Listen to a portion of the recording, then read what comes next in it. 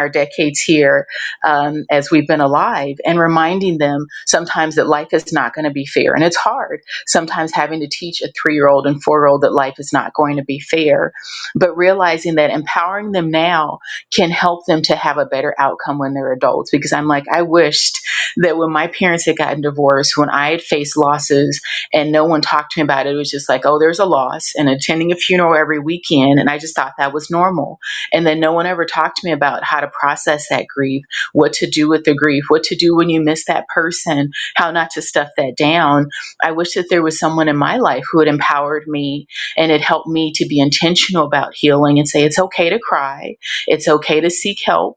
It's okay to talk about your loss. It's okay to not have to stuff it. It's okay to say this is not fair, to just validate how I was feeling. I didn't get that, but now I'm trying to do that for others. I realize that I love to encourage people, love to love on people. And then thinking, I'm like, oh, that's one way to empower people. So just overall, as you're listening, you might be thinking, well, how do I do this? How do I empower people? Or how do I even empower myself? Because I'm not getting that from others. And it's unfortunate. A lot of us feel like maybe we're that Joshua, we're that Moses, and we don't have that Aaron, we don't have that Hur, we don't have an army behind us. We don't have, the spiritual figures in our lives to hold up our arms when we're weary and to give us that stone to sit on. So what do? And so in that, just here's some practical ways or things you can do. One thing you can do is to set boundaries. So saying no is one way that you can empower yourself and others. You can honor your emotions. You can find your voice, which we're doing now as we're sharing our stories. We can practice self-care, and we can also seek support outside of family. I do want to highlight that a lot of times family tries to be supportive.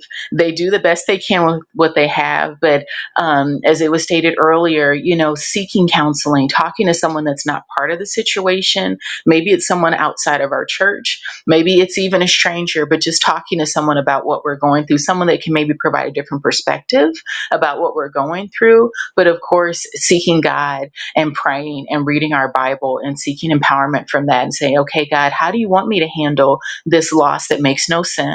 And those times where I want to just regain what I've lost, but knowing that maybe, it wasn't good for me or it wasn't your best for me, but I still really, really want that back, whether it's a relationship, maybe a job.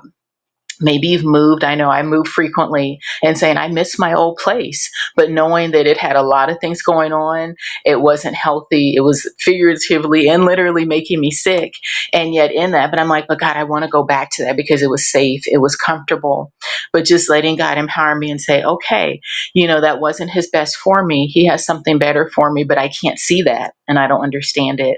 And a lot of times when we're grieving and we're facing that loss, we don't see it and we don't understand it and it doesn't feel good. And we're just like, well, God, why? Why is that person gone? Why is that opportunity gone? It doesn't make sense. And a lot of times we won't see it. Even sometimes on this side of heaven, we won't get it, but just seeking support and guidance from others. And one thing that's really been helpful to me is just a kind word, realizing that one way to empower someone and even myself is just to encourage myself or just to listen or just, go to someone and support them in the midst of their facing.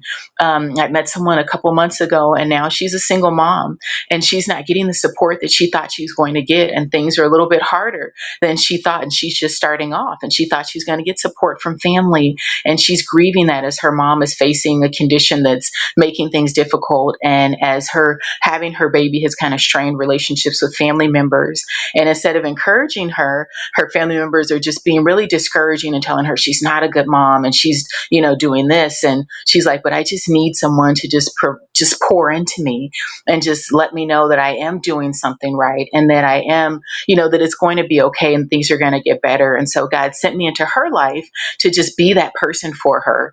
And, a couple months ago, I didn't know her, but I'm like, as a single mom myself, I can let her know that the things that she's facing right now are not going to be forever, that they're going to get better, that she is doing a good job, that she is doing the best that she can with what she's had, and to pray for her and just to love on her and to encourage her and mentor her. And I'm like, okay, I can empower her, but as I'm empowering her, I'm also empowering myself and encouraging myself. So, just in the midst of all that you're facing, a lot of times you might be saying, okay, I don't see things ever getting better. I don't see how I'm ever going to smile again after all that I face, after loss, after